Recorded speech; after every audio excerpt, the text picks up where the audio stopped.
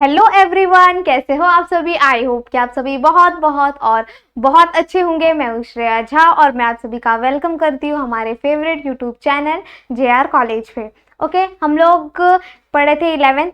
Okay, हमारा chapter number 8 तक complete हो चुका है। आज हम स्टार्ट करने वाले हैं न्यू टॉपिक जो है 9 economic policy of India since 1991 है। Okay, that's mistake, 1991। ओके, 1991। इसमें क्या, ये जो हमारी इकोनॉमी है, जब 1991 से पहले जाएंगे हम, ठीक है, तो क्या था हमारा देश एकदम गरीबी से जूझ रहा था। बहुत क्राइसिस थी हमारी इंडिया में। हमारा इकोनॉमिक जो था बहुत लो था। हमारे पास इतने भी पैसे नहीं थे कि हम बाहर के देशों से लेन देन कर सके या बाहर के देशों के साथ अपना ट्रेड जो है वो बढ़ा सके, ठीक है। पर जब हमारा economic policy, new economic policy आया, उसमें बहुत सारे अच्छे अच्छे स्कीम्स आए। उसमें ऐसे ऐसे स्कीम्स आए जिससे हम हमारी इकोनॉमिक को, हम हमारी कंट्रीज को डेवलप कर पाए, ठीक है। अब डेवलप कर पाए मतलब क्या, जो हमारी कंट्री थी, जो हमारी कंट्री क्या क्राइसिस से जूझ रही थी, ठीक है, वो क्या होती, एकदम लोन में डूबी हुई थी, ठीक है, लोन में से निकालने का काम, ठीक है। और हमारी इंडिया जो थी ना, वो क्या बाहर के देशों से जो कर्ज ली थी ना, उसके वो कैपिटल इंटरेस्ट भरते भरते ही हमारी देश जो थी वो बहुत पीछे जा चुकी थी। इतना लोन हमारे देश के ऊपर आ चुका था। पर जब हमारी न्यू इकोनॉमिक पॉलिसी जो 1991 में आई, तो उसने क्या किया, ऐसे बहुत सारी चीजें इंप्लीमेंट की और हमारे इकोनॉमी को ग्रो किया। और हमारी जो इंडिया है उसकी जो इकोनॉमिक ग्रोथ, या वो यू कह सकते हैं, ऐसा टर्निंग पॉइंट कब आया, 1991 में, ठीक है। इसके कुछ मेन ऑब्जेक्टिव भी होंगे और भी बहुत सारे ऐसे होंगे, ठीक है। अब मैं थोड़ा सा आप लोगों को इंट्रोडक्शन दे देती हूँ। हमारा जो नेशनल इनकम है, हमारा जो नेशनल इकोनॉमिक पॉलिसी है, ये इम्प्लीमेंट हुआ। ओके, इम्प्लीमेंट किसने किया, ठीक है, पीवी नेवर्सर रॉय करके थे, उन्होंने इसको डेवलप किया, जो कि पहले एक प्राइम मिनिस्टर थे, पहले वो एक फाइनेंस मिनिस्टर थे, उसके बाद वो हमारे देश के पीएम भी बने, ठीक है। वो पीएम जब फाइनेंशियल मिनिस्टर थे, तब वो तो सारे हमारे इंडिया के क्राइसिस, उसके डेब्ट, फिर रेवेन्यू, सब हर चीज वो जानते थे क्योंकि वो फाइनेंस मिनिस्टर थे।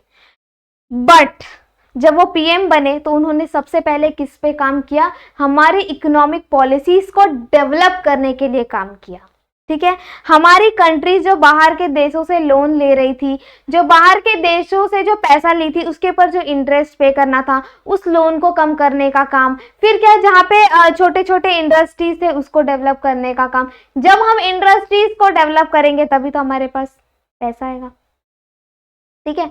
ऐसी बहुत सारी चीजें इन्होंने डेवलप की। और हमारे जो इंडियन इकोनॉमिक में देखा जाए तो बहुत डेफिसिट था, बहुत रेवेन्यू थी, मतलब यू कह सकते हैं इतना हमारा जो इन्फ्लेशन रेट था इतना बढ़ चुका था, इतनी गरीबी हो चुकी थी हमारे देश में कि उसको वापस ट्रैक पे लाना बहुत मुश्किल हो रहा था। बट हमारे जो पीएम थे उन्होंने लाया, ठीक है। इसके कुछ मेन ऑब्जेक्टिव थे हमारे इकोनॉमिक पॉलिसी के। First is globalisation.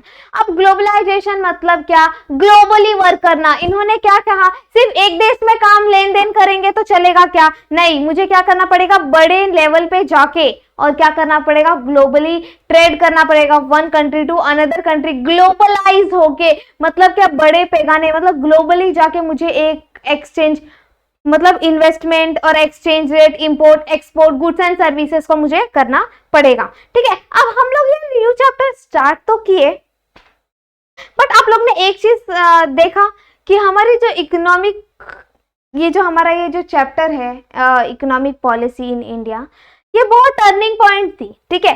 क्यों, क्योंकि हमारे देश में ना, मतलब हमारे देश के पास इतना पैसा नहीं था कि वो इंपोर्ट कर सके, ठीक है। एक्सपोर्ट तो हो रहा था, लोगों के देश से माल तो आ रहा था, पर वो खुद एक्सपोर्ट कर सके अपनी गुड्स को या अपने सर्विसेज को, इतना इसके पास पैसा नहीं था, ठीक है। इसके लिए क्या बोला भाई, तू ग्लोबली जाके काम कर। जब तू बड़े बड़े देशों से लेन देन करेगा, व्यापार करेगा, तो क्या होगा, हमारा देश का जो इकोनॉमिक होगा वो क्या होगा, डेवलप होगा। ठीक है। Down the rate of inflation मतलब क्या, जो हमारी देश जो थी, हमारी जो इकोनॉमिक थी, वो इन्फ्लेशन मतलब क्या, जो नीचे जा रही थी, जो डाउनवर्ड जा रही थी, वो अपवर्ड कैसे आएगी। अब वो अपवर्ड कैसे आएगी, जब हम अच्छे तरीके से काम करेंगे, ग्लोबली काम करेंगे, तब हमारी देश आएगी। जब इकोनॉमिक, जो हमारा इकोनॉमिक रेट है या हमारा जो इकोनॉमिक बढ़ेगा, उस तभी हमारे देश का जो ग्रोथ रेट रहेगा वो क्या होगा, बढ़ेगा। ओके। उसके बाद क्या, balance of payment. Balance of payment को मेंटेन करना बहुत मुश्किल हो रहा था, क्योंकि देश में क्या था, गरीबी था, क्राइसिस था, इतना लोन में हमारी इंडिया डूबी हुई थी कि उसको वापस लाइन पे लाना बहुत मुश्किल हो रहा था।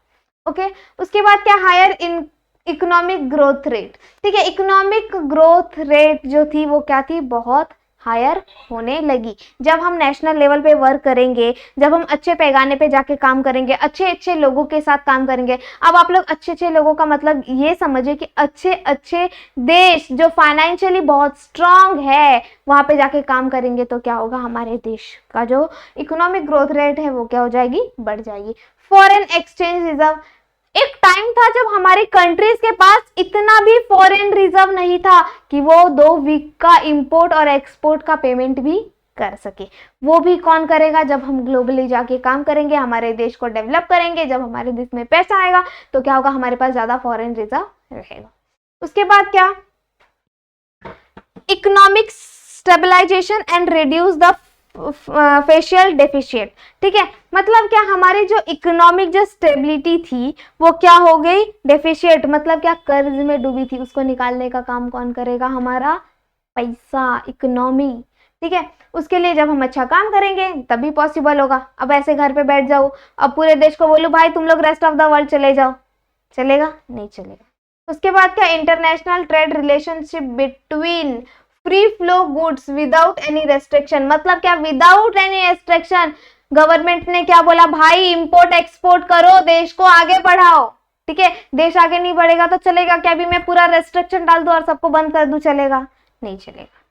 ठीक है, उसके बाद क्या, पार्टिसिपेशन ऑफ प्राइवेट सेक्टर। उन्होंने कहा कि सिर्फ और सिर्फ पब्लिक को नहीं, प्राइवेट सेक्टर को भी पार्टिसिपेट करने दो। प्राइवेट और पब्लिक दोनों साथ में मिलके काम करेगी तो ज्यादा बेहतरीन तरीके से हम हमारी इंडिया को या हमारी कंट्रीज को डेवलप कर पाएंगे। ओके, आगे बढ़ते हैं। Features of economic policy in 1991। इसके कुछ फीचर्स हैं, ये एग्जाम के पॉइंट ऑफ व्यू से इंपॉर्टेंट है, सो इसको स्टार मार्क करके रख लीजिए। और अगर आप लोग फीचर लिखेंगे तो इसके कुछ डेफिनेशंस भी आप, कुछ डेफिनेशन कुछ इंट्रोडक्शन, इकोनॉमिक जो हमारी पॉलिसी थी कब आई, ठीक है, 1991 में आई। क्यों आई, क्योंकि हमारे देश में बहुत सारे क्राइसिस थे, बहुत सारी लोन, हमारी जो कंट्री थी वो इकोनॉमिकली बहुत वीक थी और उसको वापस स्टेबल करने के लिए ये पॉलिसी आई और बहुत अच्छी तरीके से इन्होंने काम किया। उसके बाद हम फर्स्ट फीचर है हमारा डी लाइसेंसिंग। मतलब क्या, गवर्नमेंट ने क्या क्या बोला कि अगर मैंने लाइसेंस सबको बोला तो लोग क्या करेंगे, लोगों का दिमाग सोचो। हाँ, अभी एक इंसान है, उसने क्या किया, शॉप खोला, उसने शॉप खोला। ठीक है, मेरी ड्राइंग इतनी अच्छी है नहीं, पर ऐसा हम लोग थोड़ा इमेजिनेशन करके पढ़ेंगे तो ज्यादा अच्छे से हमको याद रहेगा। ये मेरा शॉप है, मुझे पहले ही गवर्नमेंट बोल दिया भाई तू लाइसेंस बना। क्या बना, लाइसेंस बना।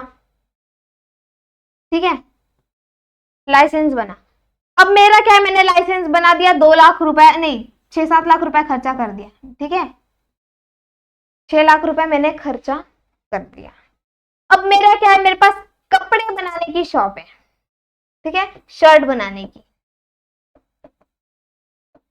शर्ट बनाने की शॉप है, उसमें मैंने 6 लाख पहले ही इन्वेस्ट कर दिया। फिर मुझे रॉ मटेरियल्स के लिए भी कुछ लगेंगे तो 4-5 लाख, 4-5 लाख में तो कुछ नहीं होता, 6-7-8 लाख रुपया। ठीक है, 8 लाख लेके चलते। ठीक है, अब मैंने इतना इन्वेस्टमेंट तो कर दिया, इतना इन्वेस्टमेंट तो कर दिया, पर अगर मेरी बिजनेस नहीं चली तो ये लाइसेंस लेने का क्या ही फायदा है, बताओ, कोई फायदा है नहीं। इसके वजह से गवर्नमेंट इसको सोचते हुए गवर्नमेंट ने क्या किया, गवर्नमेंट ने बोला कि भाई डी लाइसेंसिंग कर देते हैं हमारी इकोनॉमिक को। ऐसा बोल देते हैं कि भाई तुम लोग तुम्हारा सेटअप करो, अच्छे से तुम तुम्हारा सेटल करो, उसके बाद तुम लाइसेंस लो। ऐसा नहीं है कि लाइसेंस नहीं ही लेना है, ठीक है, लेना है, पर जब तुम अच्छे तरीके से सेटअप हो जाओ, जब तुम अच्छा लैंड ले लो, उसके पर अपनी कंपनी स्टार्टअप कर लो, वहां से तुमको अर्निंग आने लग जाए, तब तुम आराम से लाइसेंस लो, मुझे कोई प्रॉब्लम नहीं, ठीक है। अब इन्होंने ये तो कह दिया, पर अगर लाइसेंस मतलब उस टाइम में क्या हुआ, लाइसेंस को क्या थोड़ा टाइम के लिए स्किप कर दिया। पर जो बड़े बड़े इंडस्ट्रीज थे, ठीक है, जैसे कि एरोस्कोपिक इंडस्ट्रीज, इंडस्ट्रियल एक्सप्लोजर, ठीक है, और कुछ ड्रग्स जो सिगरेट वगैरह बनाते हैं वो लोग की कंपनी, ये जो ऐसी 4-5 कंपनी थी, इनको एकदम स्ट्रिक्टली कहा गया कि भाई तुम लोग के पास लाइसेंस होना ही चाहिए, ठीक है। बाकी जो स्मॉल इंडस्ट्रीज है ये बिना लाइसेंस के भी अपनी जो कंपनीज है या अपना जो फर्म्स है जो उसको चला सकती है, ठीक है। आई होप कि आप लोगों को डी लाइसेंसिंग का जो पॉइंट है बहुत अच्छी तरीके से क्लियर हुआ होगा। Okay, next, abolish of monopolies and restrictive trade practices, जिसको हम MRTP एक्ट भी कहते हैं। अब MRTP एक्ट का मतलब क्या, ये एक ऐसा एक्ट है जहां से गवर्नमेंट ने कुछ रेस्ट्रिक्शंस डाले, ठीक है। गवर्नमेंट ने क्या बोला कि भाई अगर तू 20 करोड़ की अपनी प्रोडक्शन कर रहा है, ठीक है, तू क्या 20 करोड़ का अगर अपनी प्रोडक्शन कर रहा है तो तू सिर्फ उतने का ही कर सकता है, उससे आगे तू नहीं बढ़ सकता। उससे क्या हो रहा था, हमारी इकोनॉमिक ग्रोथ नहीं कर रही थी। क्यों नहीं कर रही थी भाई, अगर उसकी प्रोडक्शन कैपेसिटी ज्यादा है तो भाई आप उसको रोक क्यों रहे हो, करने दो ना, जितना प्रोडक्शन होगा, जितना उसका माल बिकेगा, उतना तो हमारे इकोनॉमिक में कहीं ना कहीं फायदा होगा ना। मतलब क्या, गवर्नमेंट की जो रेस्ट्रिक्शन थी उसको कम करने का मतलब गवर्नमेंट की जो रेस्ट्रिक्शन थी वो बहुत ज्यादा थी इस एक्ट पे, तो क्या हुआ, इसको हटाने का काम किया। क्या किया, इसको बोला कि भाई तेरा बहुत ज्यादा हो रहा है, तू निकल, हमारे इकोनॉमिक पॉलिसी से तू निकल, तू इसके फीचर में रहने के लायक ही नहीं है, ठीक है। ऐसा क्यों हो रहा था बच्चों, क्योंकि जो हमारी रेस्ट्रिक्शन थी वो बहुत ज़्यादा थी। एक एम्प्लॉय है या एक शेयर होल्डर है या एक फर्म का मालिक है या एक ओनर है, उसको ज़्यादा रेस्ट्रिक्शन नहीं चाहिए। वो अपने मर्जी से माल बनाना चाहता है और अपने मर्जी से माल बेचना चाहता है, या रॉ मटेरियल या फिनिश गुड्स बेचना चाहता है, ठीक है। मतलब क्या, उसकी अगर 10 करोड़ की कैपेसिटी है तो फिर भी उसको 20 करोड़ ही बोल रहा है। भाई ये इतना लॉस कौन ही सहेगा, आप लोग सहोगे क्या, नहीं सह सकते ना। वही इसके वजह से क्या हुआ, इसको एबॉलिश मतलब क्या, मिटा दिया गया, इसका नामो निशान मिटा दिया गया और एक नया एक्ट पास किया गया। इसके बदले में क्या हुआ, नया एक्ट पास किया गया जिसका नाम था कंपनी एक्ट 2002, ठीक है। इस एक्ट में क्या किया गया, हमारे जो एम्प्लॉयज थे या हमारे जो ओनर्स थे उनको कहा गया कि भाई तू अपने मर्जी से माल बना और अपने मर्जी से माल बेच, मुझे कोई दिक्कत नहीं है, तेरा जितना माल बिकेगा मुझे उतना फायदा है। Okay, 2 point clear. Second point, encouragement of small sector, ठीक है। अब स्मॉल सेक्टर मतलब जो छोटे छोटे फॉर्म्स थे, जो छोटे छोटे इंडस्ट्रीज थे, जो छोटे छोटे एंटरप्राइजेस थे, उसको डेवलप करने के लिए, उसको एनकरेज करने के लिए हमारी जो इकोनॉमिक पॉलिसी थी उसने कुछ स्कीम्स लाए। उन्होंने क्या बोला कि भाई तुझे 1 करोड़ में ना, मुझे लगता है कि तुझे ना और पैसा देना चाहिए, तेरे को 1 करोड़ देके मैंने बहुत बड़ी गलती कर दी, तेरी प्रोडक्शन कैपेसिटी बहुत ज्यादा है। तो मतलब क्या, उसको क्या किया गया, उसकी जो फाइनेंशियली उसकी क्या की गई, हेल्प की गई 1 करोड़ से 5 करोड़ के बीच में। उसको बोला तेरे को 1 करोड़ चाहिए ना, ले 5 करोड़ ले, एकदम आराम से ले, एकदम आराम से प्रोडक्शन कर और हमारे देश को क्या कर, बढ़ा। मतलब क्या, छोटे छोटे फॉर्म्स को भी इनकरेज किया गया, फाइनेंशियली हेल्प किया गया कि वो भी अपने सेक्टर्स को डेवलप कर पाए, अपने इकोनॉमिक ग्रोथ को डेवलप कर पाए। Okay, 3 point clear, 3 point clear. Second, encouraging foreign investment, ठीक है। अब बड़ी बड़ी इंडस्ट्रीज जो थे उनको क्या बोला गया कि आप जो फॉरेन मतलब कि जो बाहर की कंट्रीज है उसमें भी इन्वेस्टमेंट करो ना, उसमें भी इन्वेस्टमेंट करके देखो, शायद प्रॉफिट हो सकता है ना प्रॉफिट। ये उन्होंने मतलब क्या, जो हमारे ओनर्स थे उनको ये भी कहा गया कि आप फॉरेन इन्वेस्टमेंट में भी इन्वेस्ट करो ताकि हमें क्या हो, प्रॉफिट। अब देखो फॉरेन इन्वेस्टमेंट में अगर किसी ने एक इंडस्ट्रीज डाला, उसमें अगर हमारे इंडिया के एक पब्लिक जाके इन्वेस्ट करेगी तो प्रॉफिट होना ही है, जीएसटी तो लगेगा ही ना। ओके, उसके बाद क्या, reducing role of public sector. ठीक है, मतलब हमारी जो पब्लिक सेक्टर थी उस मतलब हाँ, जो हमारी पब्लिक सेक्टर थी मतलब जो प्राइवेट सेक्टर थी, ठीक है, जो प्राइवेट सेक्टर थी उसको पब्लिकली किया गया। मतलब क्या, सिर्फ 17 ऐसे पब्लिक कंपनी थी, हाँ 17 ऐसी पब्लिक कंपनी थी जिसमें से 8 कंपनीज को, ऐसी 8 कंपनीज थी जिसको प्राइवेट सेक्टर में कन्वर्ट कर दिया गया। ओके, उसके बाद क्या है, ट्रेड लिबरलाइजेशन। अब लिबरलाइजेशन मतलब क्या, मतलब कि एकदम बड़े पैमाने पे जाके ट्रेड इन्वेस्टमेंट करो तुम लोग, ठीक है, ग्लोबली। मतलब क्या, लिबरलाइजेशन मतलब क्या होता है कि तुम लोग एकदम ऊपर जाओ, काम करो और क्या करो, हमारे देश को और ज्यादा इकोनॉमिकली स्ट्रांग बनाओ।